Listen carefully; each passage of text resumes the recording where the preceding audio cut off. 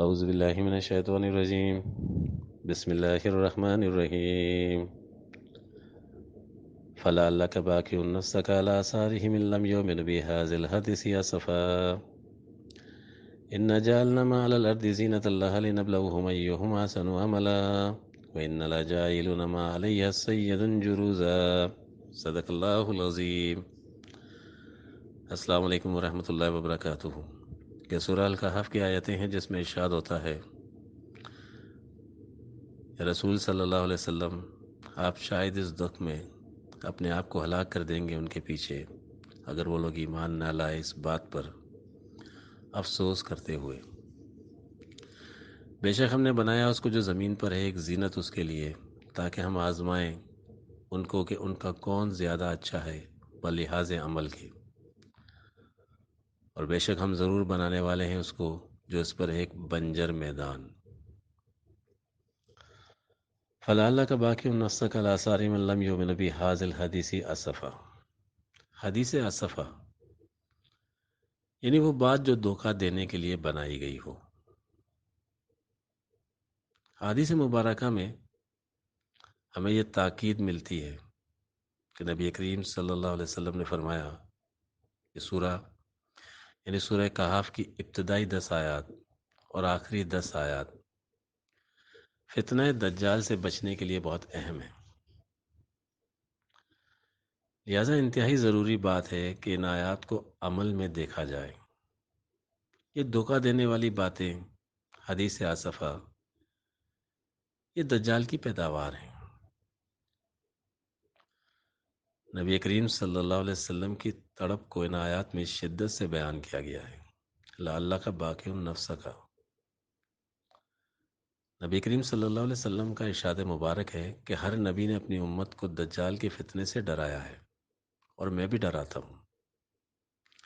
اس سورہ کے ابتدا میں دجال کے عقیدے کا ذکر ہے، اور آخر میں یہ نمرود و شداد، فرعون اور حامان کے سروں والے من دون اللہ کی حکومت کا ذکر ہے، اور اس کو لے کر چلنے کے لیے صنعتی کمالات کے روب اور دبدبے کا ذکر ہے، اور ان کے زوال کا سبب انکار لقاء اللہ بتایا گیا ہے۔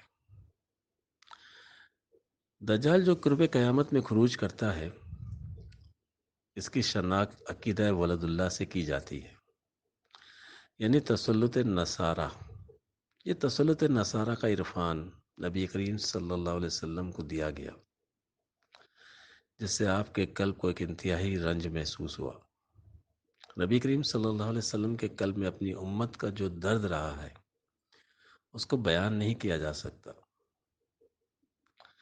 دجال اس کی زمینی زیب و زینت اور مکر و فریب، دھوکہ دہی، عہد شکنی اور بےمانی سے حاصل کی ہوئی خناس حکومت، جو محض مسلمانوں کے لیے ایک آزمائش کے لیے ہوتی ہے، اس کی تباہی اور بربادی کا ذکر بھی آیات میں کیا گیا ہے۔ اس بات کی طرف اشارہ ہے کہ جب قوم نصارہ، جو کہ ابن اللہ کا دوالین عقیدہ رکھتی ہے، عروج پر آئے گی، اور دجال کی ایک نشانی یہ بتائی کہ اس کی ایک آنکھ کانی ہوگی، یعنی روحانیت سے بالکل خالی ہوگی، وہ روحانی طور پر اندھا ہوگا۔ دنیا کی زیب و زینت انسانوں کو اندھا کرنے والی ہے۔ دجل کے معنوں میں ہے کہ وہ نقل ہے، یعنی اصل کی ضد ہے، لیکن وہ اصل بن کر دھوکہ دیتا ہے۔ انسان کی ترقی اعمال صالحہ سے وابستہ ہے۔ اس کے برعکس دجال کی پالیسی دھوکے بازی، فریب، بدہدی، انسانیت کو تقسیم کرنا اور ان پر حکومت کرنا رہی ہے۔ یہ بھی حدیث میں بتایا گیا کہ دجال کے ساتھ روٹیوں کے پہاڑ ہوں گے، یعنی جس ملک کو اس کی شاطرانہ ایڈ مل جائے گی وہ مالا مال ہو جائے گا، یعنی اس کی مدد مل جائے گی تو مالا مال ہو جائے گا، اور نہ مفلوق الحال کی نوبت پر پہنچ جائے گا۔ غرض یہ کانا دجال،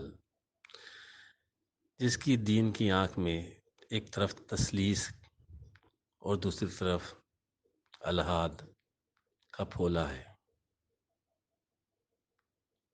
اور دنیا کی آنکھ جو سود در سود کے ظالمانہ مالی نظام کی وجہ سے گندی ہے۔ اس بات سے کوئی انکار کی گنجائش نہیں ہے کہ سورہ کہف میں بیان کردہ تمام خصوصیت مغربی تہذیب و مذہب کا بنیادی عقیدہ ہے، لیکن غور طلب امر یہ ہے کہ یہ عقیدہ آج سے نہیں ہے، تقریباً 2000 سال سے رائج ہے۔ پھر آج ان عقائد کی بنیاد پر ان کو دجال کیسے قرار دیا جائے؟ اس کا جواب یہ ہے کہ یہ عقیدے کے ماننے والے عیسائی تو پہلے بھی تھے، لیکن اس عقیدے اور فلسفے کی بنیاد پر تعمیر ہونے والا معاشرہ، اس میں وہ صفات ظاہر نہیں ہوئی تھیں جو قرآن کریم میں مذکور ہیں۔ موجودہ زمانے میں یہ صفات ظاہر ہو رہی ہیں، اس لیے یہ بات منکشف ہوتی ہے کہ اللہ نے سورہ کہف میں ابتدائی 10 آیات میں اس قوم کے عقیدے کا ذکر کیا، تو دوسری جانب آخری 10 آیتوں میں ان کے اوصاف بیان کیے۔ مثلا ان کی زندگی کا ہر لمحہ اور کوشش صرف دنیاوی حیات کو بہتر بنانے کے لیے ہے۔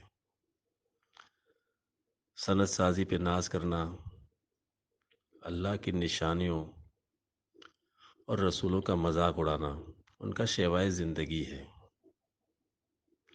چنانچہ اس تعمیر ہونے والے مغربی معاشرے میں وہ تمام صفات اس زمانے میں ظاہر ہو چکی ہیں۔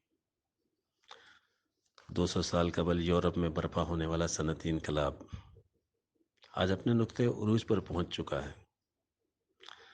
اس دور کا یورپی اور امریکی معاشرہ اس صنعتی انقلاب پر جتنا نازاں ہے، اس سے قبل کبھی نہیں تھا۔ اس معاشرے میں پلنے والے افراد اللہ کی نشانیوں اور رسولوں کا جس طرح مذاق اڑا رہے ہیں، وہ کوئی ڈھکی چھپی بات نہیں ہے۔ وَإِنَّ لَا جَاعِلُونَ مَا عَلَيْهَا سَيِّدًا جُرُوزًا۔ سید جروزہ ان غیر فطری سائنسی عمل کے نقصانات کو اللہ نے سید جروزہ کہہ کر بتایا۔ سید اس مٹی کو کہتے ہیں جس پر کوئی کاشت نہ ہو سکے، یعنی بنجر زمین، اور جروزہ کے معنی ہے جلدی سے کھا جانا، اور بہت زیادہ کھانے والے کو بھی کہتے ہیں۔ یہ سائنٹیفک کیمیائی کھادیں کھیتوں میں ڈال کر سبزیوں کے حجم کو، پھلوں کی ساخت کو خوب فراہم کر کے دکھایا جا رہا ہے۔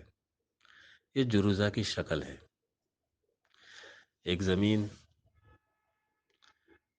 جس کی قوت سال میں 2 فصلیں دینے کی ہے، اس سے 4 فصلیں لی جا رہی ہیں۔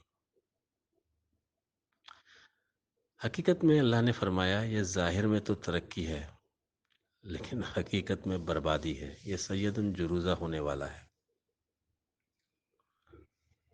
سنے غافل صدا میری، یہ ایسی چیز ہے جس کو وظیفہ جان کر پڑھتے ہیں طاہر بوستانوں میں۔